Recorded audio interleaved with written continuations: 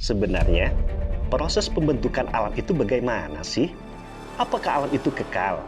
Yakni ada ketika Tuhan ada. Jadi dengan demikian, adanya alam itu bersamaan dengan adanya Tuhan. Dan tidak ada jarak waktu ketika ada Tuhan, kemudian setelah beberapa saat alam itu ada. Apakah Tuhan itu hanya mengetahui dirinya dan juga selain dirinya? Akan tetapi, dia mengetahuinya secara universal, tidak mengetahui detail bagaimana dan apa yang akan terjadi. Bagaimana keseruan perdebatan dua imam besar, Imam Ghazali dan Ibnu Rus yang masih menyisakan khazanah keilmuan sampai sekarang? Ambil rokoknya, seruput kopinya, karena ngaji serokan kali ini akan menampilkan pokok perdebatan mereka.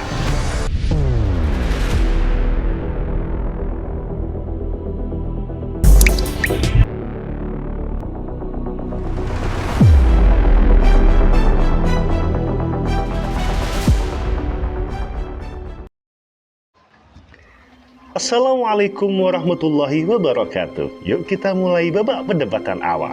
1. Kekekalan alam. Kekekalan alam, eternitas. Alam sebenarnya adalah pemikiran filosof Yunani yang bernama Aristoteles. Para filosof seperti Ibnu Sina, Ibnu Rus, dan para teolog khususnya Al-Ghazali, masing-masing dari keduanya sama-sama meyakini bahwa alam itu diciptakan dan mempunyai sebab. Akan tetapi, perbedaan di antara keduanya adalah para filosof menyatakan bahwa alam itu diciptakan tidak dalam waktu. Ini berarti bahwa alam itu bersifat kekal, dalam pengertian bahwa adanya alam itu bersamaan dengan adanya Tuhan. Jadi, menurut para filosof tidak ada jeda atau waktu ketika alam diciptakan. Sedangkan kaum teolog, khususnya Al-Ghazali, menyatakan bahwa alam itu diciptakan dalam waktu atau baru. Ini berarti bahwa ada jeda ketika alam itu diciptakan dengan kehadiran Tuhan yang tidak memiliki keberawalan. Jadi, ada saat ketika hanya ada Tuhan saja, sedangkan alam belum diciptakan. Argumentasi dari masing-masing keduanya itu akan dijelaskan di bawah ini. Menurut para filosof, sesuatu yang baru itu mustahil bersumber dari yang eternal secara mutlak, dan hal ini sesuai dengan prinsip keidentikan antara sebab dan akibat. Artinya, bahwa jika Tuhan sebagai sebab dan eternal secara mutlak, tentu akan menghasilkan suatu akibat yang eternal juga. Kemudian, jika Tuhan itu sebagai sebab sempurna, maka akibatnya pun akan niscaya akan adanya. Maka dari itu, para filosof meyakini bahwa alam itu kekal, yakni ada ketika Tuhan ada. Jadi, dengan demikian adanya alam itu bersamaan dengan adanya Tuhan, dan tidak ada jarak waktu ketika ada Tuhan kemudian setelah beberapa saat alam itu ada. Para filosof menganggap bahwa alam itu terbentuk karena disebabkan kehadiran Tuhan. Biasanya para filosof menganalogikan seperti matahari dan cahaya yang adanya secara bersamaan, yaitu ketika ada matahari, pada saat itu juga ada cahaya. Jika diandaikan bahwa alam itu terwujud setelah adanya beberapa waktu, dengan kata lain, bahwa mewujudkan alam itu setelah sebelum tiada, maka ini berarti alam pada saat itu masih dalam keadaan mungkin. Maka ketiadaan alam pada saat itu karena tidak adanya penentu atau yang berkehendak untuk mengadakannya. Jika kemudian alam itu ada setelah sebelumnya tiada, maka kita masih menanyakan bahwa penentu tersebut telah mendorong terciptanya alam atau tidak. Jika tidak, maka kondisi alam akan sama seperti sebelumnya, yaitu dalam keadaan mungkin. Jika penentu itu mendorong, maka kita masih mempertanyakan juga siapa yang menciptakan alam itu. Kenapa ia baru muncul sekarang dan bukan sebelumnya? Selain itu, jika alam itu baru tahu mewujudkan setelah sebelum tiada, maka ini akan meniscayakan adanya perubahan pada diri Tuhan. Karena jika Tuhan tetap ada, tidak mengalami perubahan, maka alam tidak akan tercipta. Karena sebelum penciptaan Tuhan itu tetap, dan setelah penciptaan Tuhan juga tetap. Al-Ghazali dalam menjawab pernyataan-pernyataan para filosof yang telah disebutkan di atas, itu dengan mengajukan gagasan kehendak yang kekal. Maksudnya adalah bahwa yang baru itu bisa muncul dari yang kekal secara mutlak, yaitu dengan kehendak kekal. Jadi menurut Al-Ghazali, alam itu muncul dengan kehendak kekal dan bersamaan ketika waktu adanya kehendak tersebut. Dengan demikian, Tuhan ketiadaan itu akan berlangsung sampai titik akhir dan wujud alam akan bermula saat kehendak untuk mewujudkan itu bermula. Dengan demikian, berarti ketika Tuhan belum berkehendak alam itu ada, maka wujud alam itu tidak ada. Dan ketika Tuhan berkehendak untuk mewujudkan alam itu ada, maka alam itu ada. Dalam membantah argumentasi Al-Ghazali tentang kehendak kekal atau dalam penciptaan alam yang baru, Ibn Rushd memulainya dengan memperhatikan dengan seksama perbedaan di antara dua konsep, yaitu tindakan dan kehendak yang mana dipredikatkan kepada Tuhan. Menurut Ibn Rushd, menganggap bahwa alam itu mewujud setelah adanya jarak waktu yang mana dikehendaki Tuhan secara kekal, itu bisa diterima.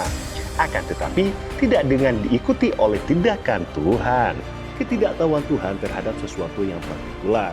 Pendapat tentang ketidaktahuan Tuhan terhadap sesuatu yang partikular juga awalnya merupakan sebuah pemikiran Aristoteles yang menganggap Tuhan sebagai penggerak pertama. Pemikiran tentang Tuhan yang berkembang pada filsafat di dunia Islam sebenarnya adalah percampuran dari Tuhan yang baik, di mana itu pemikiran dari Plato. Tuhan sebagai penggerak pertama dari Aristoteles dan teori amanasi atau Tuhan yang satu dari Plotinus. Para filosof seperti Al-Farabi, Ibnu Sina mengatakan bahwa Tuhan itu mengetahui dirinya dan juga selain dirinya. Akan tetapi dia mengetahuinya secara universal. Artinya, ketika Tuhan bertindak, produk tindakan Tuhan pun mestinya secara langsung ada.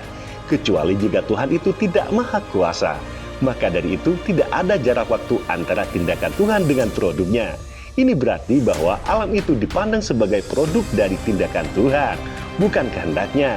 Selain itu, kehendak merupakan hasrat untuk melakukan sesuatu tindakan tertentu dan ketika itu telah dilakukan, maka hasrat akan berhenti.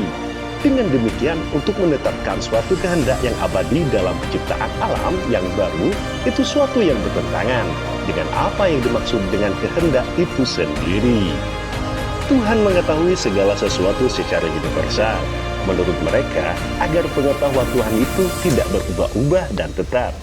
Sehingga jika diasumsikan tidak demikian mengetahui secara partikular, maka pengetahuan Tuhan akan berubah dan ini keniscayaan bahwa diri Tuhan pun akan berubah karena pengetahuannya baru yang masuk pada diri Tuhan. Dalam Tahfatul Falasafi, Al-Ghazali dalam menjelaskannya pendapat para filosof mengenai hal ini adalah dengan mencontohkan pada peristiwa gerhana matahari. Dalam proses terjadinya gerhana matahari ada 3 proses dan juga keadaan. Yaitu pertama, ketika matahari belum terjadi gerhana, ini adalah keadaan di mana gerhana akan terjadi. Kedua, ketika terjadi gerhana, ini adalah keadaan di mana gerhana sedang terjadi. Dan yang ketiga, ketika gerhana telah terjadi, ini berarti gerhana telah usai dan gerhana sudah pernah ada. Jika sesuatu mengetahui sesuatu yang lainnya seperti ini, maka akan terjadi perubahan pada diri subjek yang mengetahuinya. Hal tersebut disebabkan karena sebelumnya subjek hanya mengetahui gerhana yang belum terjadi, dan setelah terjadi, maka kemudian dia mengetahui bahwa gerhana sedang terjadi dan begitu pun setelahnya. Para filosof menyatakan bahwa Tuhan tidak mempunyai keadaan-keadaan yang berbeda, seperti yang telah disebutkan di atas, karena sesuatu yang tetap dan tidak mengalami perubahan tidak bisa dibayangkan untuk mengetahui keadaan-keadaan tersebut. Walaupun demikian, para filosof menyatakan bahwa Tuhan mengetahui gerhana matahari sejak dari awal tanpa ada perbedaan. Misalnya, Tuhan mengetahui bahwa matahari itu ada karena matahari tersebut merupakan akibatnya atau diemanasikan darinya melalui akal imateri. Kemudian dia juga mengetahui bahwa matahari itu akan mengalami pergerakan sampai akhirnya bisa bertemu dalam titik yang sama dengan bulan sehingga terjadinya gerhana dan seterusnya. Semua itu Tuhan mengetahuinya secara universal. Contoh di atas itu adalah menyangkut sesuatu yang dapat dibagi-bagi melalui dalam waktu. Demikian juga hal-hal yang ada pada dalam ruang dan materi seperti kuda, sapi, manusia, dan lain-lain. Berkenaan dari hal ini, para filosof mengatakan bahwa Tuhan tidak mengetahui peristiwa-peristiwa detail yang terjadi pada kuda, sapi, atau manusia secara personal. Akan tetapi, dia mengetahuinya secara universal, seperti mengetahui manusia, binatang, dan potensi-potensi peristiwa tersebut. Dia mengetahui bahwa dalam tubuh manusia terdapat beberapa organ. Kemudian manusia mempunyai daya persepsi untuk menangkap sesuatu di luar dirinya. Akan tetapi semua itu diketahui olehnya secara universal. Sedangkan bagaimana individu secara personal, dia tidak mengetahuinya. Karena pengetahuan secara partikular itu ditangkap oleh indera, bukan akal. Selain itu, objeknya berubah-ubah. Sedangkan akal dalam mengetahui sesuatu itu tidak seperti demikian. Artinya, akal mengetahui sesuatu secara universal. Pendapat di atas tersebut menurut Al-Ghazali itu sangat bertentangan dengan ajaran-ajaran agama. Misalkan, seperti Tuhan tidak mengetahui keislaman atau ketaatan dan kekufuran pada individu yang diakibatkan oleh perbuatan-perbuatannya yang dalam keadaan-keadaan tertentu. Kemudian, Tuhan tidak mengetahui manusia secara individu, secara personal karena Tuhan hanya mengetahui manusia secara universal. Dalam membahas tentang pengetahuan Tuhan, Ibnu Rus mengkritik Ibnu Sina karena menganggap model pengetahuan itu universal, atau dengan kata lain, Tuhan mengetahui segala sesuatu itu secara universal. Akan tetapi, Ibnu Rus juga menolak kritikan Al-Ghazali bahwa filosof telah mereduksi pengetahuan Tuhan tentang mengetahui semuanya. Karena menurut Al-Ghazali, pengetahuan itu akibat dari kehidupan. Menurut Ibnu Rus, kita tidak bisa memprediksikan pengetahuan Tuhan dengan mode universal maupun partikular dengan analogi terhadap pengetahuan manusia. Karena menurutnya, mode pengetahuan manusia itu berbeda dengan mode pengetahuan Tuhan. Pengetahuan Tuhan manusia itu adalah akibat dari sesuatu yang diketahui. Sedangkan pengetahuan Tuhan itu merupakan sebab dari sesuatu yang diketahui. Dengan demikian, pengetahuan yang diprediksikan pada Tuhan dan manusia itu samar-samar atau dikotomi karena pengetahuan Tuhan adalah sebab dari entitas-entitas yang ada. Sedangkan entitas yang ada itu merupakan sebab bagi pengetahuan manusia. Perdebatan lainnya akan Ngaji Sorokan sajikan di konten YouTube berikutnya. Jangan kemana-mana, tetap pantengin konten Ngaji Sorokan. Wassalamualaikum warahmatullahi wabarakatuh.